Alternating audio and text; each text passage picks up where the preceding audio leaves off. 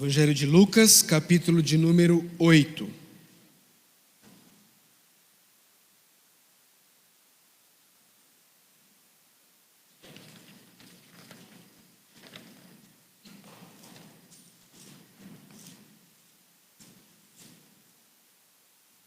Nós vamos ler do verso 1 até o verso 21, mas nós vamos nos debruçar mais atentamente aos versos 4 a 21. Lucas 8, de 1 a 21. Peço que você ouça com fé a leitura da palavra de Deus. Depois disso, Jesus ia passando pelas cidades e povoados e proclamando as boas novas do reino de Deus. Os 12 estavam com ele, e também algumas mulheres que haviam sido curadas de espíritos malignos e doenças. Maria, chamada Madalena, de quem haviam saído 7 demônios, Joana, mulher de Cusa, administrador da casa de Herodes, Susana e muitas outras. Essas mulheres ajudavam a sustentá-los com os seus bens. Reunindo-se uma grande multidão e vindo a Jesus gente de várias cidades, ele contou esta parábola. O semeador saiu a semear. Enquanto lançava a semente, parte dela caiu à beira do caminho. Foi pisada e as aves do céu a comeram. Parte dela caiu sobre pedras, e quando germinou, as plantas secaram, porque não havia umidade. Outra parte caiu entre espinhos, que cresceram com ela e sufocaram as plantas. Outra ainda caiu em boa terra, cresceu e deu boa colheita, a 100 por 1. Tendo dito isso, exclamou: aquele que tem ouvidos para ouvir, ouça. Seus discípulos perguntaram-lhe o que significava aquela parábola. Ele disse: a vocês foi dado o conhecimento dos mistérios do reino de Deus, mas aos outros falo por parábolas, para que vendo, não vejam, e ouvindo, não entendam. Este é o significado da parábola. A semente é a palavra de Deus. As que caíram à beira do caminho são os que ouvem. E então vem o diabo e tira a palavra de seu coração, para que não creiam e não sejam salvos. As que caíram sobre as pedras são os que receberam a palavra com alegria quando a ouvem, mas não têm raiz. Creem durante algum tempo, mas desistem na hora da provação. As que caíram entre espinhos são os que ouvem, mas ao seguirem seu caminho, são sufocados pelas preocupações, pelas riquezas e pelos prazeres desta vida, e não amadurecem. Mas as que caíram em boa terra são os que com coração bom e generoso ouvem a palavra, a retêm e dão fruto com perseverança. Ninguém acende uma candeia e a esconde num jarro, ou a coloca debaixo de uma cama. Ao contrário, coloca num lugar apropriado, de modo que os que entram possam ver a luz. Porque não há nada oculto que não venha a ser revelado, e nada escondido que não venha a ser conhecido e trazido à luz. Portanto, considerem atentamente como vocês estão ouvindo. A quem tiver, mais lhe será dado. De quem não tiver, até o que pensa que tem lhe será tirado. A mãe e os irmãos de Jesus foram vê-lo, mas não conseguiam aproximar-se dele por causa da multidão. Alguém lhe disse: tua mãe e teus irmãos estão lá fora e querem ver-te. Ele lhe respondeu: minha mãe e meus irmãos são aqueles que ouvem a palavra de Deus e a praticam. Vamos orar?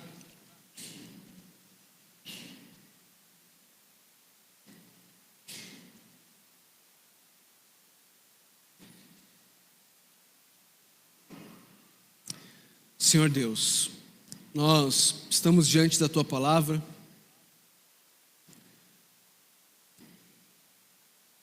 e nós cremos, Deus, nós cremos que a Tua palavra é obra do Teu Santo Espírito.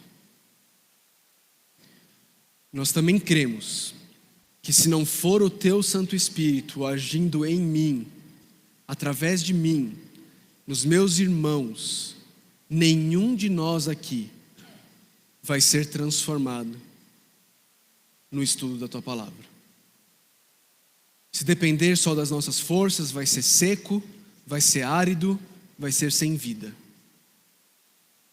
Mas nós confiamos no teu Santo Espírito. Confiamos e suplicamos que Ele tome a espada dele, que é a tua palavra, e penetre fundo nos nossos corações, Deus. Senhor, não nos deixe, Deus, por favor, não nos deixe ouvir de forma leviana, trivial, a pregação da tua palavra. Mas nos ajuda, à medida que nós ouvimos o teu Santo Filho, nosso Senhor Jesus, falando sobre a importância da tua palavra, nos ajuda a darmos a devida importância e respeito à pregação da tua palavra, ouvindo atentamente a tua voz através da pregação da tua palavra. Nos ajuda, Deus. Nós precisamos do Senhor. Nós oramos em nome de Jesus Cristo. Amém. Queridos, a gente está caminhando nessa série que nós chamamos de Jesus Transforma Tudo. Uma série que é basicamente no Evangelho de Lucas, onde nós vamos olhar basicamente para 2 tipos de passagens no Evangelho de Lucas: conversas que Jesus teve e parábolas que Jesus contou. Até o presente momento, nas 2 primeiras mensagens dessa série, nós olhamos para conversas que Jesus teve. A conversa que Jesus teve quando ele estava naquela festa na casa do publicano, Levi, que depois é chamado de Mateus, e depois a conversa que Jesus teve quando ele estava naquele jantar na casa do fariseu, e então aquela prostituta vem e lava os pés de Jesus com suas lágrimas. Hoje, nós vamos olhar para a primeira parábola nessa série, a parábola que é conhecida como a parábola do semeador.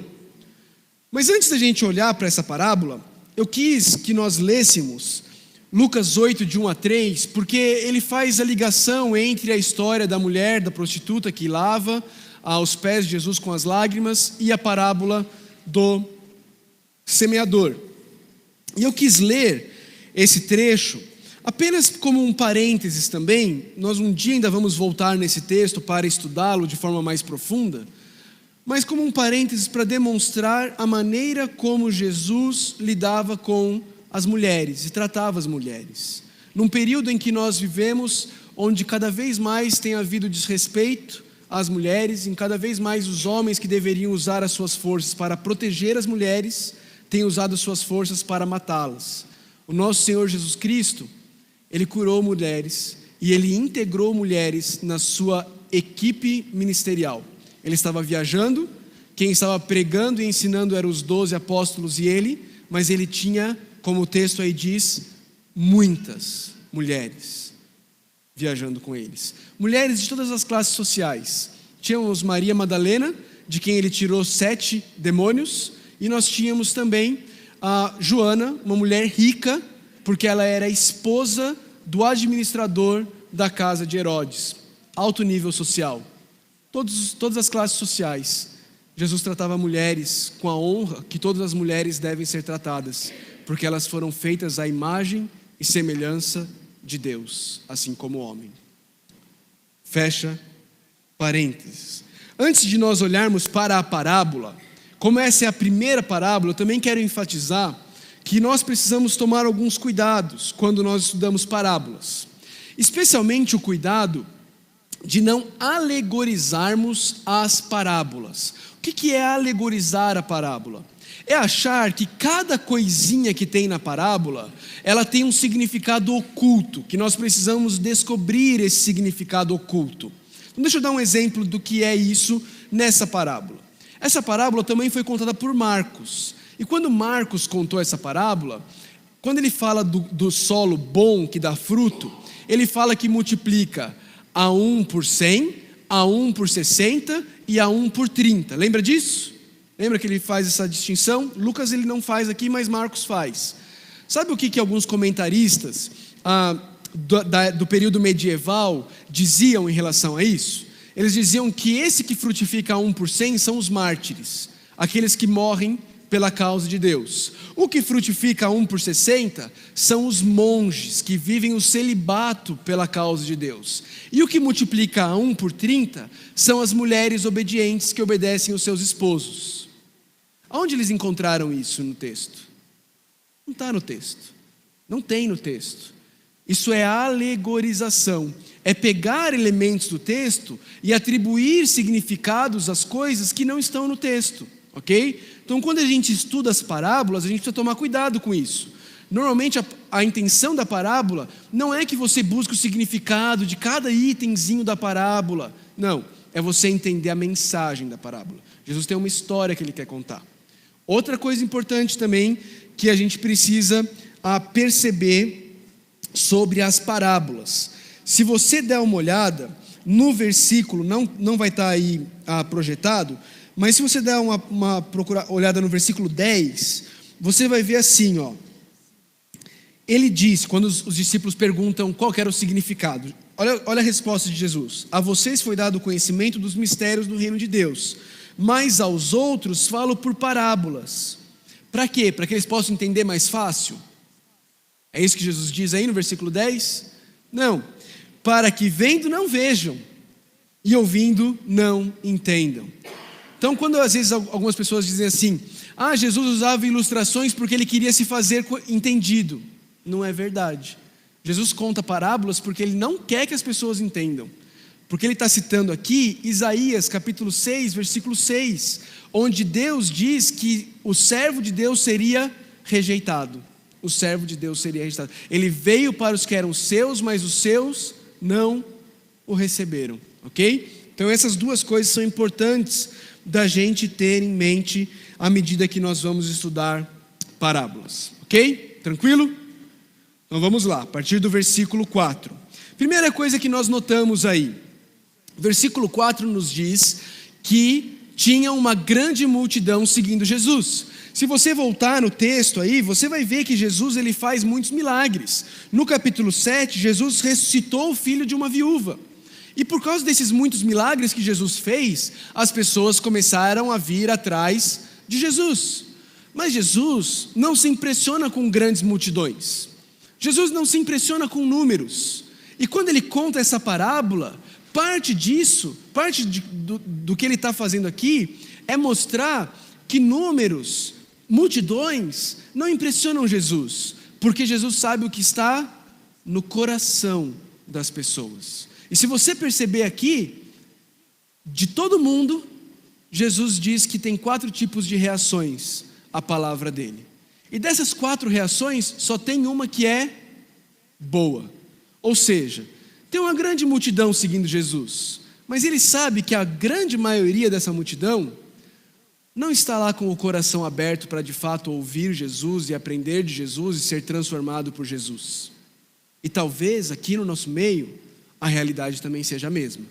Então nós precisamos olhar para essa parábola, usando a parábola que Jesus está contando, para analisar o meu e o seu coração. À medida que você ouve essa parábola, você precisa se perguntar: Jesus está falando de mim quando ele fala dessa semente que caiu no caminho? Ele está falando de mim quando ele fala da semente que caiu no solo pedregoso? Jesus está falando de mim quando ele fala da semente que caiu em meio aos espinhos? Eu preciso fazer essa análise do meu coração. Preciso verificar. E Jesus vai nos dar aqui elementos que nos ajudam a ver se o que está acontecendo com a nossa vida revela o coração que nós temos tido para a palavra de Deus.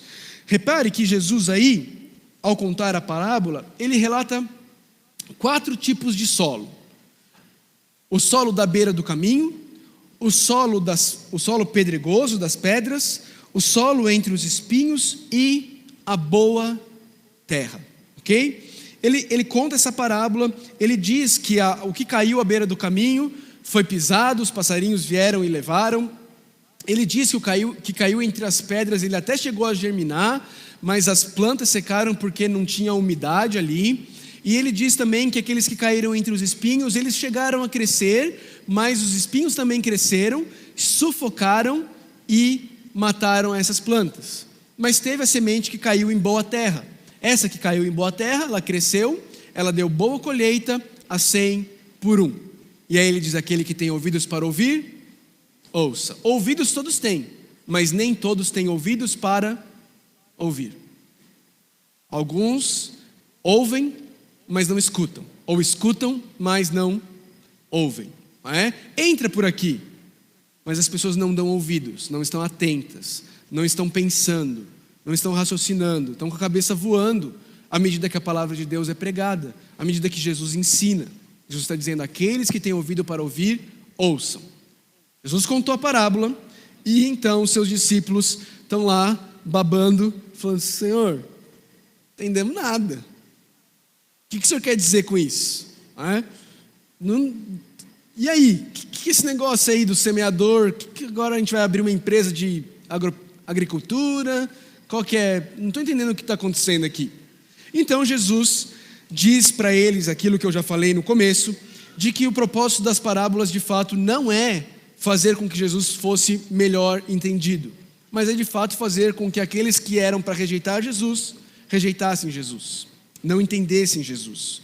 Então ele vai e chama os seus discípulos em separado e ele passa a explicar a parábola, o que é incomum.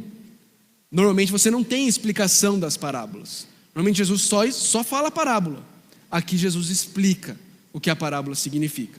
Então ele começa, e ele dá o significado principal dessa parábola no versículo 11. Ele diz: este é o significado da parábola, : a semente é a palavra de Deus. Se você esquecer de tudo, você precisa se lembrar que a semente é a palavra de Deus. Aquilo que transforma a vida das pessoas, aquilo que Deus usa como instrumento para transformar pessoas, é a palavra de Deus. Não são eventos, não são programações, não é entretenimento, mas é a palavra de Deus. É isso, essa é a ferramenta que Deus usa para transformar a vida das pessoas. E aí então Jesus começa a explicar. E ele diz no versículo 12: olha, as primeiras sementes jogadas pelo semeador, aquelas que caíram à beira do caminho, elas são aqueles que ouvem, e então vem o diabo e tira a palavra do seu coração, para que não creiam e não sejam salvos. A pergunta que eu e você temos que fazer é: como é que o diabo tira a palavra do coração das pessoas? Ora, o diabo, o inimigo, ele não é criativo. Ele vem fazendo a mesma coisa desde o início dos tempos. Se você abrir a sua Bíblia comigo, lá em Gênesis capítulo 3, nós vemos o diabo fazendo exatamente isso, tirando a palavra de Deus do coração das pessoas, no caso aqui, de Eva. Acompanhe, olha aí na sua Bíblia, Gênesis 3, segunda página da Bíblia, você vê o diabo tendo uma conversa com Eva. Versículo 1 diz assim: ora, a serpente era o mais astuto de todos os animais selvagens que o Senhor Deus tinha feito. E ela perguntou à mulher: foi isto mesmo que Deus... O quê? Disse. Foi isto mesmo que Deus disse: não comam de nenhum fruto das árvores do jardim? O que ele está fazendo? Ele está implantando uma sementinha de dúvida na mulher. Ele está distorcendo a palavra de Deus. A mulher responde, Eva responde para ele. Ela diz: não, podemos comer do fruto das árvores do jardim, mas Deus disse: não comam do fruto da árvore que está no meio do jardim, nem toquem nele, do contrário vocês morrerão. Olha a serpente de novo, versículo 4. Disse a serpente à mulher: certamente não morrerão. Deus sabe que no dia em que dele comerem, seus olhos se abrirão, e vocês, como Deus, serão conhecedores do bem e do mal. Satanás está plantando uma sementinha de dúvida no coração da mulher. Aquilo que Deus disse não é bem assim. Deus não quer o seu bem. Deus está te enganando. Ele sabe que se você fizer isso, vai ser o melhor para você, mas Ele é um Deus carrasco e malvado. Por isso Ele te proibiu de fazer isso.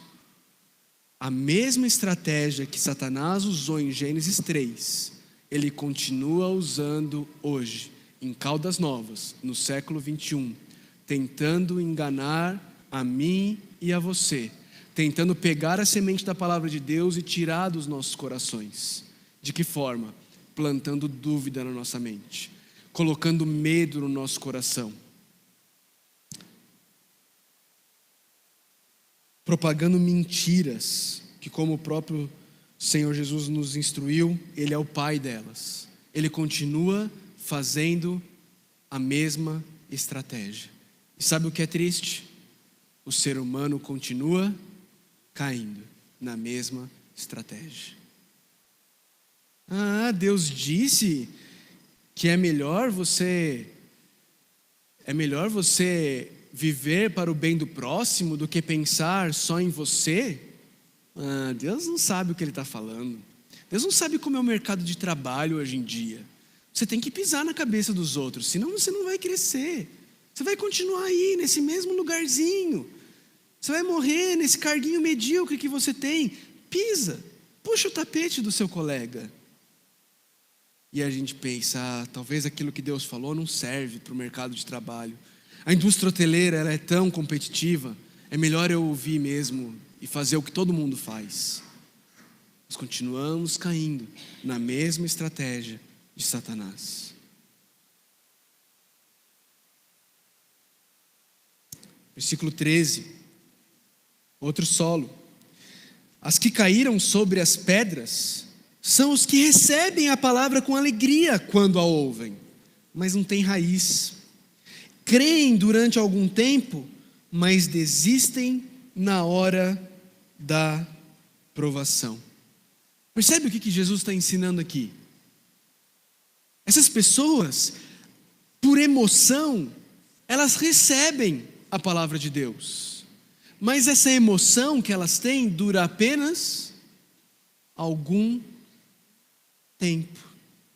Quando elas ouvem, elas recebem com alegria, mas aí a provação vem, as dificuldades da vida chegam. Aí ela começa a aprender que a maneira como ela trata a esposa dela não condiz com alguém que diz que crê em Jesus. E ao invés dela se arrepender e crer e continuar crendo em Jesus, ela se insurge contra Jesus e diz: eu vou tratar minha esposa do jeito que eu quiser tratar. Quem é esse Jesus para falar como eu devo tratar minha esposa? As dificuldades da vida vêm, e ela que antes achava que Jesus era aquele que iria dar uma vida calma, serena e tranquila para ela, descobre que na verdade a vida cristã é extremamente difícil. A vida cristã, ela é cheia de provações. A vida cristã pressupõe que nós, assim como o salmista, passaremos pelo vale da sombra da morte. Ele não prometeu que nós não iremos passar. Ele prometeu que Ele estaria conosco.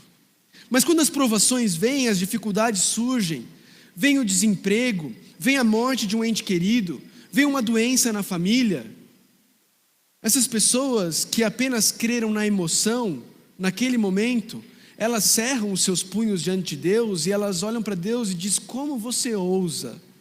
Como você ousa trazer à minha vida aquilo que eu não pedi para você trazer? E elas se rebelam contra Deus.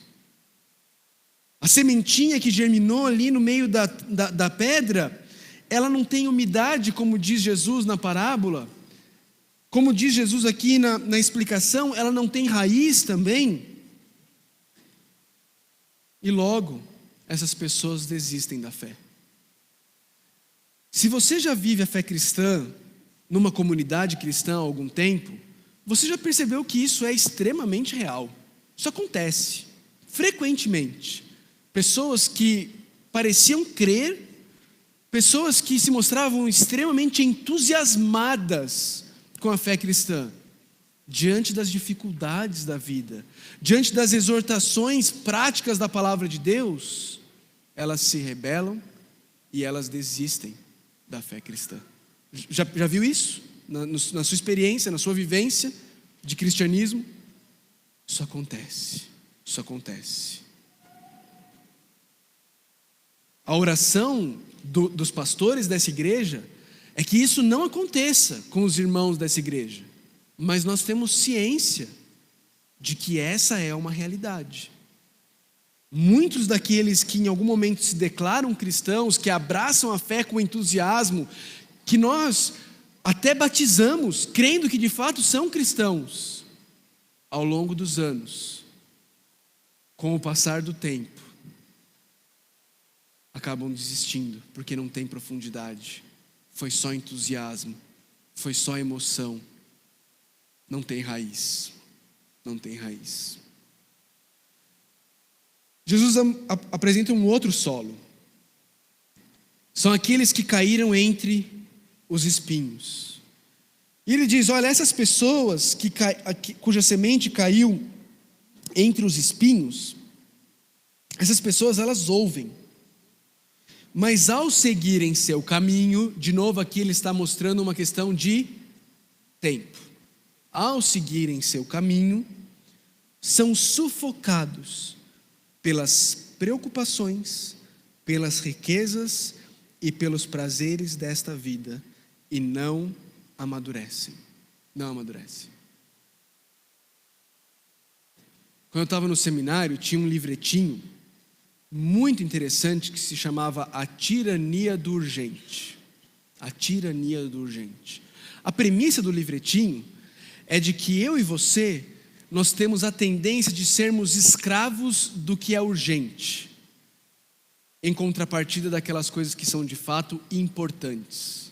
Porque muito do que é urgente não é necessariamente importante. E quase tudo que é importante não é necessariamente urgente. Se alimentar diariamente da palavra de Deus é importante?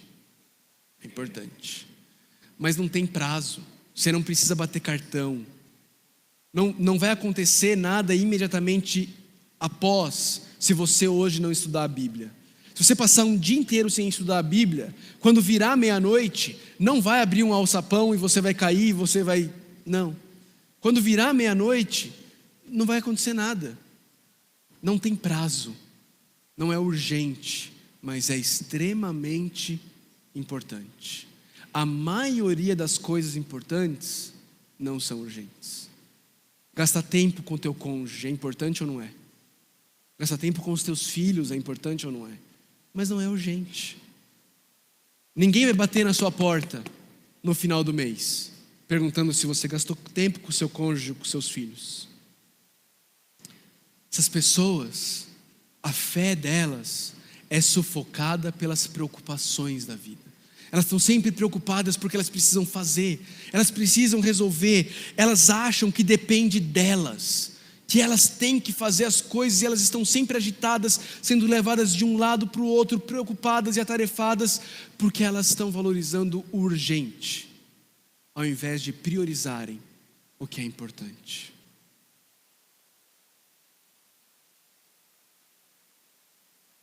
Além disso, elas estão preocupadas com as riquezas. Elas estão preocupadas seja com o ganhar mais riquezas, seja com o manter as riquezas. E elas não têm tempo para essas coisas de Deus. Afinal de contas, elas precisam trabalhar. Trabalhar e trabalhar e trabalhar para ganhar mais e ganhar mais e ganhar mais. Eu já citei várias vezes aqui. Tem um homem chamado Rockefeller, que foi um dos homens mais ricos dos Estados Unidos. Uma vez perguntaram para ele quanto é o suficiente. E a resposta dele? Fala, Estênio. Só mais um pouquinho. Só mais um pouquinho. E a realidade dele é a nossa.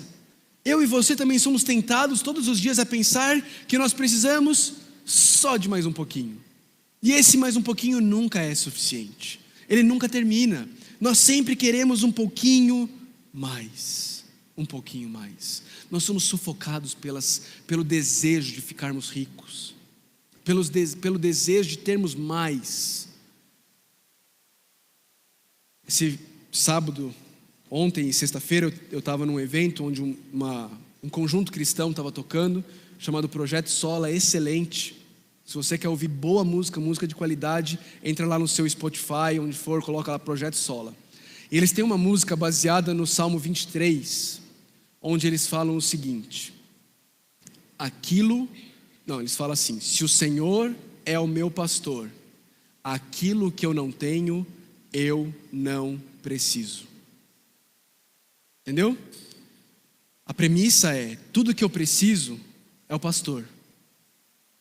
E se o Senhor é o meu pastor, e tem algumas coisas que eu não tenho, aquilo que eu não tenho, eu não preciso. Mas a gente não crê nisso no nosso dia a dia. Às vezes a gente até fala isso, a gente canta, é bonito, mas na hora do vamos ver, a gente acha que a gente precisa de um pouquinho mais. E aí a nossa agenda vai sendo tomada por esse desejo de ter um pouquinho mais. E as coisas de Deus, o tempo com Deus, vão sendo colocados cada vez mais de lado, porque eu preciso de um pouquinho mais. Além disso, existem momentos em que os prazeres dessa vida conflitam com a vontade desse Deus. E aí, entre agradar a Deus e satisfazer os desejos, os prazeres dessa vida, começa a ficar difícil. Afinal de contas, pastor, Jesus não sabe como é difícil ser solteiro na idade que eu tenho. Eu preciso dar um jeito de satisfazer os desejos. É biológico, os meus hormônios estão borbulhando. E aí eu pego a palavra de Deus que diz que o sexo é um presente de Deus, mas dado para ser desfrutado no contexto do casamento, e eu jogo a palavra de Deus fora, porque eu quero ficar com os meus prazeres. É o solo cheio de espinhos.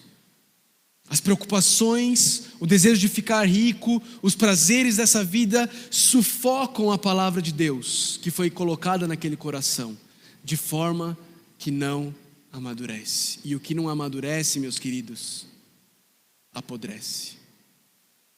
O que não amadurece, apodrece. Mas tem um outro solo, versículo 15. Mas esses que caíram em boa terra são os que com coração bom e generoso ouvem a palavra, a retêm e dão fruto com perseverança. Com perseverança. Preste atenção, queridos, a boa terra são aquelas pessoas que abrem o coração para a palavra de Deus e ouvem a palavra de Deus de forma atenta para reter a palavra de Deus.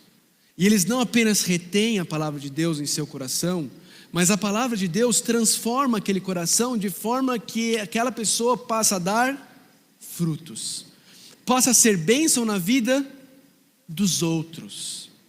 Jesus Cristo, quando foi perguntado qual era o maior mandamento, ele disse: amar a Deus sobre todas as coisas e ao próximo como a ti mesmo. Aqueles que recebem a palavra de Deus, a retêm e dão fruto, são pessoas em que isso é visível na vida deles. Estamos começando a estudar um livro no nosso grupo pequeno, e na introdução desse livro ele fala sobre isso. Ele fala que pessoas que estão crescendo no processo de santificação são pessoas que amam e se preocupam com as outras. São pessoas que estão crescendo num processo de negar a elas mesmas e buscar o bem do próximo. Se preocupar com o bem do próximo. Nas palavras do apóstolo Paulo, lá em Filipenses, ele diria que eu e você, nós precisamos ter o mesmo pensamento que teve Jesus. E ele diria lá que nós não devemos buscar apenas os nossos próprios interesses, mas também os interesses dos outros. Isso é alguém que está retendo a palavra. Isso é alguém que está dando fruto.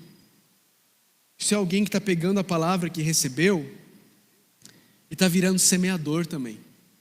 Está saindo semear e está frutificando com a palavra que recebeu. Logo em seguida, queridos, nós temos uma outra parábola, que é um alerta de Jesus. E depois dessa parábola, que é um alerta de Jesus, nós temos um incentivo de Jesus. E eu queria passar rapidamente por essa outra parábola e esse incentivo. Jesus diz, a partir do versículo 16 até o 18, ele diz assim: ninguém acende uma candeia e a esconde num jarro ou a coloca debaixo de uma cama. Ao contrário, coloca-a num lugar apropriado, de modo que os que entram possam ver a luz. Porque não há nada oculto que não venha a ser revelado, e nada escondido que não venha a ser conhecido e trazido à luz. Portanto, aqui ele vai dar o moral do que ele está dizendo. Portanto, concluindo, considerem atentamente como vocês estão ouvindo. A quem tiver, mais lhe será dado. De quem não tiver, até o que pensa que tem, lhe será tirado. O alerta de Jesus aqui está dentro desse contexto da palavra de Deus. Tanto essa outra parábola, quanto a próxima situação que vai acontecer aqui, relatada por Lucas. Está dentro do contexto de como nós recebemos a palavra de Deus. O alerta de Jesus aqui é que eu e você precisamos estar atentos para o como, a maneira, a forma como nós estamos ouvindo. Como nós estamos ouvindo. Nós estamos ouvindo de forma desleixada ou nós estamos ouvindo de forma atenta? Nós estamos ouvindo enquanto checamos as redes sociais? Ou nós estamos parando porque Deus está falando através da pregação da palavra dele e nós queremos ouvir a voz de Deus? Como nós estamos ouvindo a palavra? Nós estamos ouvindo com corações submissos ou nós estamos ouvindo com corações questionadores? Nós estamos ouvindo como quem está ouvindo o seu Senhor falando, ou nós estamos ouvindo como se nós fôssemos iguais? O nosso coleguinha está nos falando a opinião dele. Como nós temos ouvido a palavra de Deus? Jesus está dizendo, considerem atentamente como vocês estão ouvindo. E aí ele faz um alerta. Ele diz assim, porque quem tiver, ou seja, quem estiver recebendo a palavra, vai ser dado mais para essa pessoa. Mas quem não tiver, até o que ela pensa que tem, vai ser tirado dela. E isso é muito comum. Pessoas que pensam que já sabem de tudo da palavra de Deus e ouvem de maneira desleixada, ou não ouvem, ou não estudam. E Jesus está dizendo assim, aquele que não tem, até o que ele pensa que tem, vai ser tirado dele.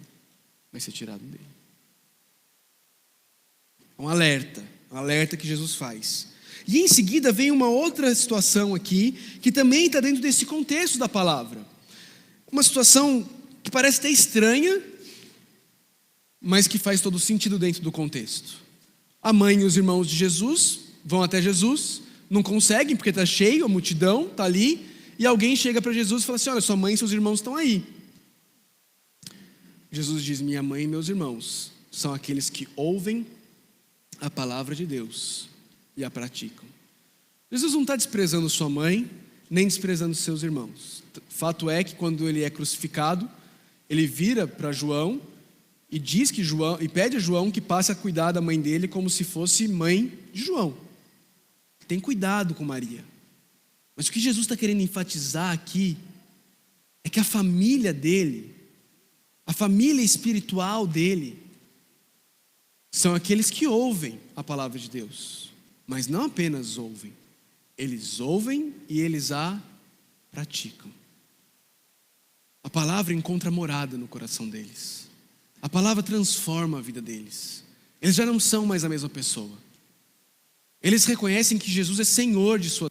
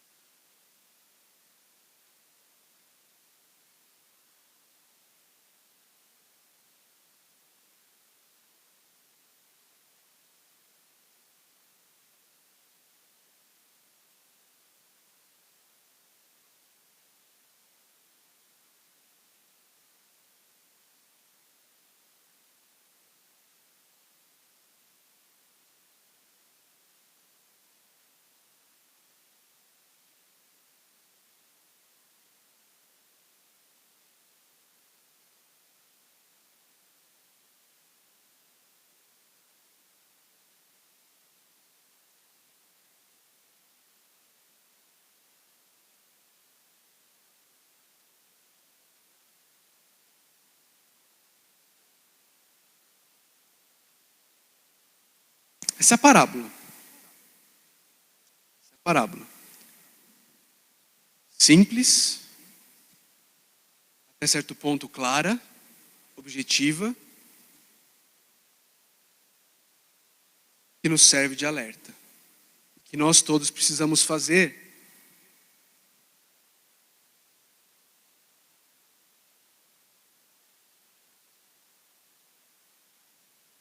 Como eu disse agora há pouco, esse check-up no meu e no seu coração. Precisamos fazer um eletrocardiograma espiritual. Ou melhor, uma análise do solo. Independente de qual seja a metáfora que você queira usar, eu e você precisamos olhar para dentro de nós mesmos. E na maneira como nós temos ouvido e respondido à palavra, vai ser o resultado do exame. E nós vamos poder olhar e falar assim: eu acho que tem espinho sufocando a palavra de Deus na minha vida. Eu estou numa correria louca, correndo atrás do vento e deixando as coisas de Deus de lado. Tem espinho sufocando a palavra de Deus. Eu tenho vivido para agradar os meus prazeres, para satisfazer os meus desejos, ao invés de servir o meu mestre. Está pedregoso aqui dentro. Está pedregoso. Não tem raiz. Eu estou vivendo à base de emocionalismos. Eu fico buscando eventos que vão sustentar a minha fé, ao invés de enraizar a minha fé na palavra de Deus. Ou talvez você vai ter que chegar à conclusão de que você tem caído na cilada do diabo, ouvido as mentiras dele e deixado com que as mentiras do diabo coloquem dúvida e medo no seu coração, no que diz respeito a agradar a Deus. Queria terminar fazendo algumas afirmações e perguntas para que a gente possa fazer essa análise de nós mesmos. Primeira afirmação que eu quero tirar desse texto, aplicando ele às nossas vidas, é que mais importante do que a forma como você começa, é como você termina a sua caminhada. Se você perceber na parábola, você vai ver que, tirando o primeiro solo, que é a beira do caminho, todos os outros ouvem e recebem a palavra. Se você vê o solo pedregoso, por exemplo, no versículo 13, ele recebeu por um tempo. O texto diz, Jesus diz que essas pessoas, elas creem durante algum tempo. Durante algum tempo elas acreditam naquilo. Ou seja, elas começaram bem. Quando elas ouviram, elas receberam com alegria. Onde tinha os espinhos, também, essas pessoas também ouviram, mas foi sufocado ao seguirem o caminho. Tempo, de novo. E por último, o solo bom. O texto diz que essas pessoas, elas ouvem a palavra, retêm e dão fruto com perseverança. Perseverança exige tempo. Não é o que você faz agora. Não são uma grande decisão que você tomou. É a maneira, as pequenas decisões que você toma no seu dia a dia.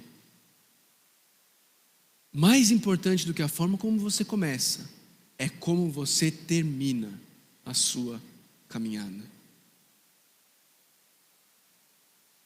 O tempo revela muita coisa.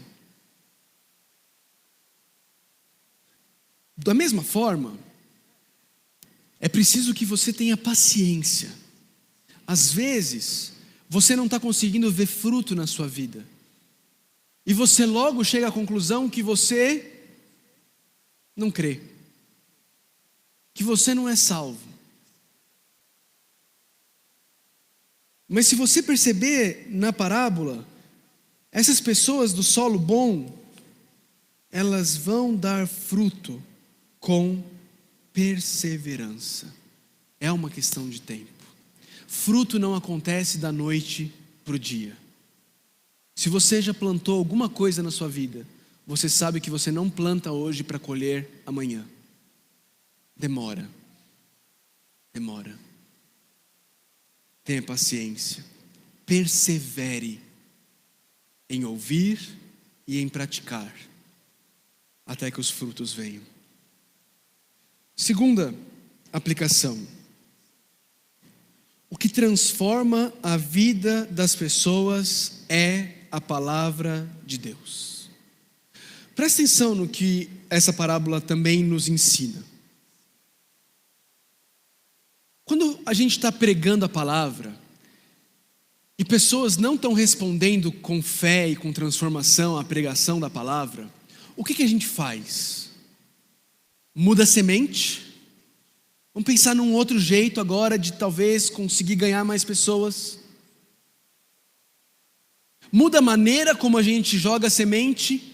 Se de repente a pregação da palavra for mais descolada, a gente colocar uns vídeos, uns negócios, umas fumaças saindo, aí muda o semeador.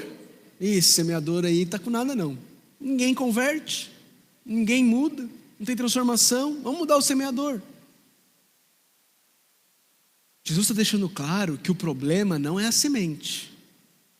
A semente é a palavra de Deus e tem que ser sempre a palavra de Deus. O problema não é o semeador.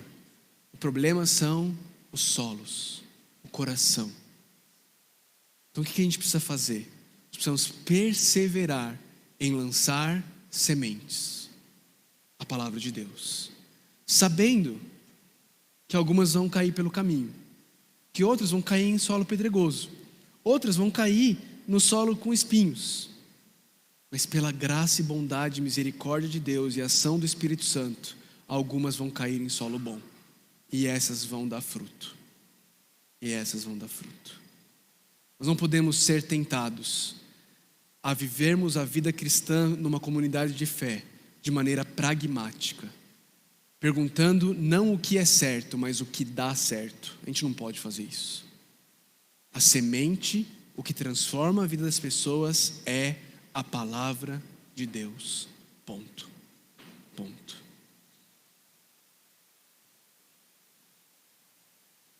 Terceiro, que solo a palavra de Deus tem encontrado no seu coração? Sabe como você vai descobrir isso? Da maneira como Jesus colocou. Quando vem as provações, seca. Quando vem as preocupações, quando você não tem tudo o que você gostaria de ter, quando você é tentado com os prazeres pecaminosos dessa vida. Tem muitos prazeres dessa vida que não são pecaminosos, mas quando você é tentado pelos prazeres pecaminosos dessa vida, como o seu coração reage à palavra que ali foi implantada? É nessas horas que você vai conhecer. Quando está tudo bem, quando está tudo certo, é extremamente fácil levantar as mãos e dizer: o teu amor é melhor do que a vida. Deixa a vida começar a correr risco para você ver. Aí você vai descobrir se de fato ali no seu coração o amor de Deus é melhor do que a vida. Por último, um alerta como Jesus fez. Cuidado, Deus não desperdiça sua palavra. Deus tem confiado a palavra dele a nós. Que eu e você não assumamos que ele tem por obrigação continuar a nos dar a palavra dele. Ele não tem. E se eu e você não formos bons mordomos do que ele tem nos dado, Jesus nos alertou que ele vai tirar até o que a gente pensa que a gente tem. Nós precisamos ser bons mordomos do banquete que Deus tem nos dado na palavra dele. Quero terminar lendo uma oração. Tem um devocional que se chama Orando através da Bíblia pelos seus filhos. E no dia 14, agora, essa semana, nessa devocional, escrita por uma mulher chamada Nancy Guthrie, não sei como pronuncia o sobrenome dela, ela faz uma oração pela família. E eu acho que essa oração, eu e você, nós precisamos orar pelas nossas famílias e nós precisamos orar pela nossa igreja também. E eu queria ler essa oração, concluindo o nosso tempo juntos aqui, na palavra. Ela diz assim: Senhor, precisamos livrar nossa igreja de uma frequência semanal aos cultos, sem que haja desejo verdadeiro por ouvir a sua palavra. Ela está dizendo, em outras palavras, Deus, nos livre de vir no culto sem desejo de ouvir a tua palavra. Deus nos livre disso. Precisamos, ela diz, de corações que recebam tua palavra e de mentes que pensem e meditem nela, de mãos que não consigam deixar de se erguer a ti e faces que se prostrem diante de ti. Só tu, ela reconhece, pode nos tornar vivos assim para a tua palavra. Em nome de Jesus. Amém. Que Deus nos abençoe.